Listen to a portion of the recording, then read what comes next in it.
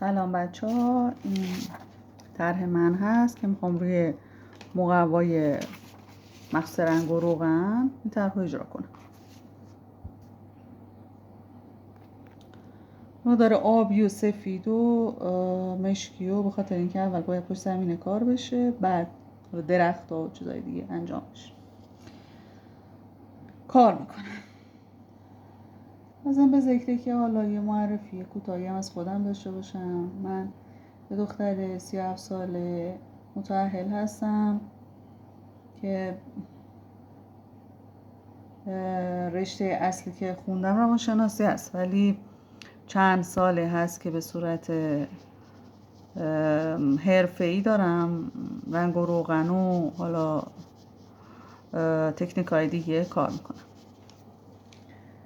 دوست دارم تجربیاتم رو با شما در میون بذارم حالا توی زندگیم و یه نکاتی رو بهتون بگم. من اندازه‌ای که روانشناسی خوندم دوستم باهاتون صحبت کنم. من تو اون موقعی که مجرد بودم، خب یه همونجور که میدونی تو همه خانواده‌های ایرانی یه سری فرقایی بین بچه‌ها میذارن. ما هم این فرقا رو داشتیم توی خانواده، مثل همه خانواده های ایرانی، به دختر پسر، بین دوتا خواهر، بین بچه اول آخر، اینجوری. خب من و شوهرم یه زندگی متوسط کارمندی داریم و خواهرم و شوهر خواهرم خب پولدارتر هستن نسبت به ما و باغ دارن و هر حال بگذاریم. ما هفته پیش رفتیم خب باغ خواهرم و اکثرا هر وقت که رفتیم پیکی بوده و به هر حال ما مثلا بردیم غذای خودمون، حالا چیزای بردیم خوردیم و اومدیم. حتی مثلا تو این پیکی بودن من حتی نوشیدنی و دیگه چی میگن تنقلاتمون هم با خودمون بردیم اکثر وقتا. یا یه موقعی رفتیم شیرینی بردیم که حالا مثلا خیلی زشت نباشه داریم میریم. ولی خب موردی که اتفاق افتاد هفته پیش من خیلی ناراحت شدم. مادرم گفتن که آره ما داریم میریم توی باغ خواهرت و اینا. من ناراحت شدم که مثلا منو دعوت نکرده. گفتم ما که همیشه خرجمون رو میبریم، به استثنای حالا یه وقتایی که حالا یه موقع بوده تولد بچهش بوده ما رو دعوت کرده که یه ساندویچ ساده بوده و یه موقعی بوده که حالا مثلا قرار بوده هر دفعه یک کدوممون مثلا مهمون کنیم، یه دفعه مامانم، یه دفعه اون، یه دفعه من. ولی خب من به دلیل اینکه باردار شدم نتونستم این چیزا انجام بدم. یه دورم این کار انجام شد، ولی خب بدون اینکه مثلا به من چیزی بگه یا مثلا به مامانم گفته باشه که خب چون خواهرم مثلا این کارو نکرده من اونو دعوتش نکردم. منو دعوت نکرد و خودشون رفتن تو باغ. والا من خیلی ناراحت شدم، مامانم گله کردم و بعد مثلا چیزایی از مامانم شنیدم که خب خیلی خوشحال نشدم، ناراحت شدم خیلی، هم به خودم برخورد هم به شوهرم. با اینکه مثلا مامانم در من گفتش که خب شما هم یه مهمونی بدین و گفتم حالا من با این شرایطم، گفت خب یه مثلا پیتزا بگیریم. من اصلا توی این حرفا نیستم که بگم حالا اونا مثلا ساندویچ گذاشتن جلو ما پیتزا بذاریم، نه اینجوری نیستم. خود شوهرم گفت من اگه باغ داشتم همه رو دعوت میکردم. اینجوری نبود که یه نفر رو بگم یه نفر رو نگم. این رفتارا تو کارم نبود یا بشینم حساب کتابو دو تا 4 تا بکنم که اینقدر باید باشه و اون باید باشه و اون نباید باشه. و خیلی بالا راستیاتش خیلی بهم برخورد. ولی بعد که با خودم فکر کردم گفتم خب مهم نیست. آدم ها حرفاشونو میزنن. میتونست مثلا به مادرم بگه که مثلا بگو به خواهرم که اون دفعه مثلا ما مهمون کردیم و این دفعه نوبت شماست و اینا، و میتونست اینجوری بگه.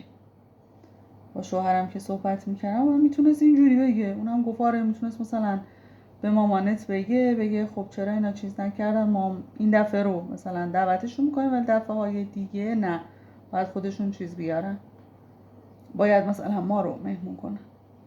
اگه اینو میگفت شاید آدم کمتر ناراحت میشه. ولی بعداً یه احتمال دیگه هم زدم که ممکنه که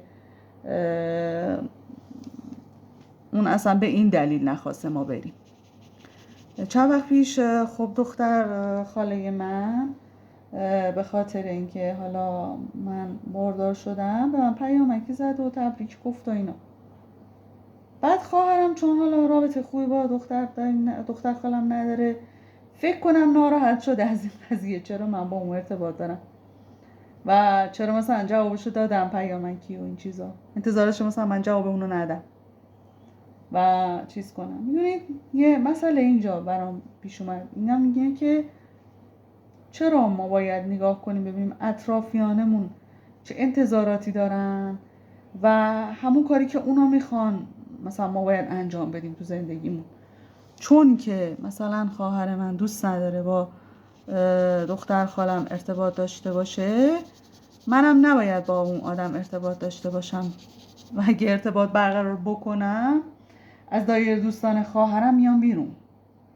ببینید این واقعا یه خواستگی که خیلی بیش از اندازه مثلا گستاخانه است. من زندگیم جداست، تو زندگی جداست، ربطی نداره اینکه بخوایم برا هم تعیین تکلیف کنیم تو باید با اونی بری و بیای که من میرم و میام و برا هم تعیین تکلیف کنیم نسبت به اعتقاداتمون و حالا چیزایی که داریم، افکار اعتقاداتمون دیگران برامون تعیین کنه. به دلیل این من چیز نمی کنم، تو رو تو باغم دعوت نمی کنم، چون که رفتی با دختر خاله صحبت کردی، رفتی بهش پیام دادی. از همون روز متوجه شدم که دیگه ارتباطی هم با من برقرار نکرد، تلفنی نزد. شوهرم همینو.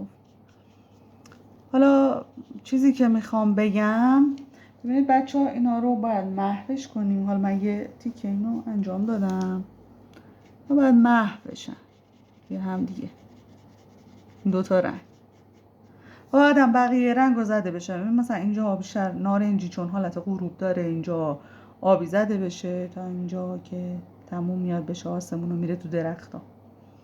من این مقدارش رو کار کردم، بقیهش رو کار کنم.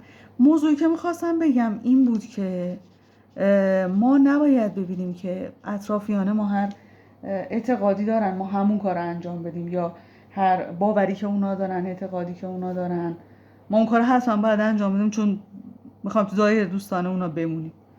یه موقع یکی خواسته خیلی نامعقولی از ما داره، نمیشه که هر وقت مثلا یه نفر گفت که آقا با فلانی نگرد، با فلانی نباش چون من میخوام.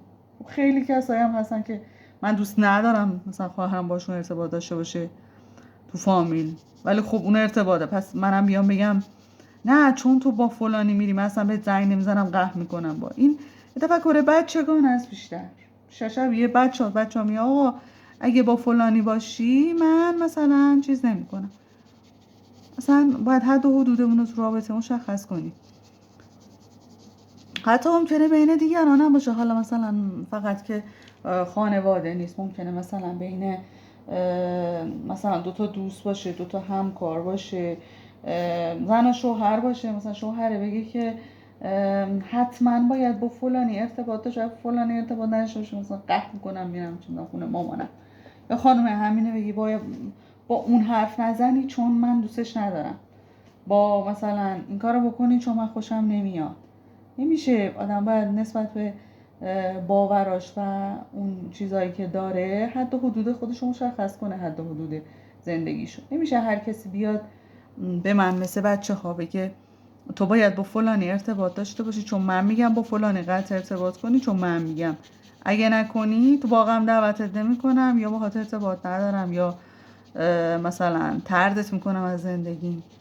این یه تفکر بچگانه است. نظر من اینطوریه، تفکر کاملا بچگانه است. چه لزومی داره، چه مثلا اشتباهی که من بیام برای دیگران تعیین کنم تو باید با فلانی حتما ارتباط داشته باشی، باید با فلانی ارتباط برقرار نکنی چون من از اون خوشم نمیاد. نه دوستان، باورامون رو مشخص کنیم، حد و حدودمون رو تو ارتباط رو مشخص کنیم. اینکه چقدر میخوایم با کسی ارتباط داشته باشیم نداشته باشیم رو باور خودمون سفت و محکم بمونیم. چرا باید یه نفر برای من تعیین تکلیف کنه؟ حالا اون خواهرم باشه، مادرم باشه، دوستم باشه، شوهرم باشه، چرا من باید تعیین تکلیف کنه با کسی ارتباط برقرار نکن چون من میگم، چون من با اون اختلاف دارم، چون من با اون مشکل دارم تو هم نباید با طرف ارتباط برقرار کنی؟ نه، همچین چیزی اصلا وجود نداره.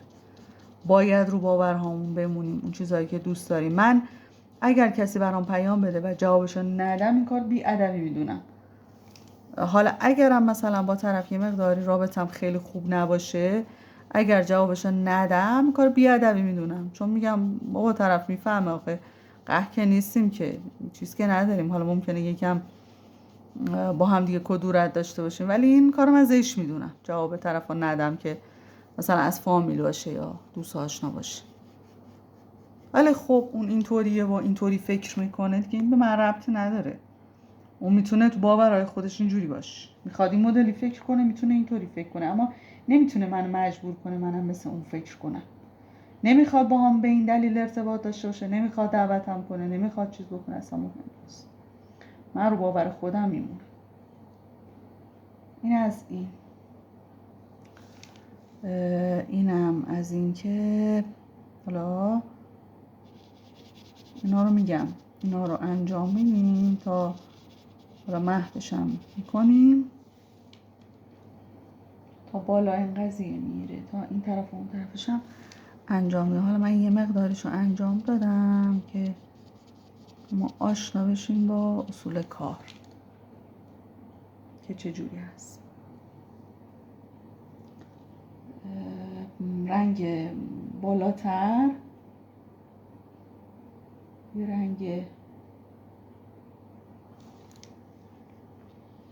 اون بالا یه رنگ چیز هست، رنگ آبی چرک هست، پایین ترش که میاد به دلیل غروب یه مقداری اون رنگ تغییر میکنه و نارنجی تر میشه و باید توی هم دیگه محو بشن اون رنگ که میخوایم به دست بیاریم.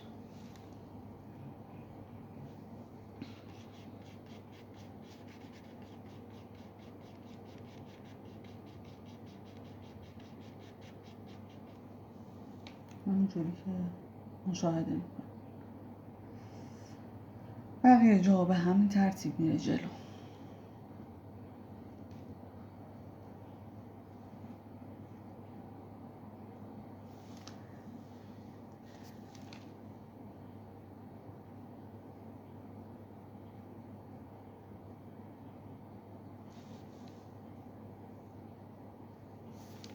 اینم این بالا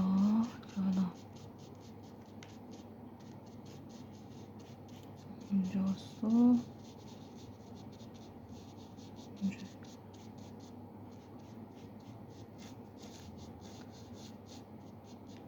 مقوای رنگ و روغن نسبت به مقوایی که نسبت به بومی که برای رنگ و روغن استفاده میشه، خب حالا ممکنه یه مقداری روغن بذرکی بیشتر نیاز داشته باشه تا بتونه بشینه روی کار. این کارم انجام میدیم. حالا این تجربه‌ای بود که من با شما در میون گذاشتم، چون به نظرم هر کسی باید یه سری اصول بر خودش تو زندگی داشته باشه. من نباید پیرو دنبال رو و پیرو بقیه آدمو باشی. من باید این کارو بکنم چون اون این کارو کرد، چون خواهرم این کارو کرد، چون شوهرم این کارو کرده، چون مادرم این کارو کرده. نه، به همین ترتیب بقیه پشت زمینه رو انجام میدیم. موفق باشید.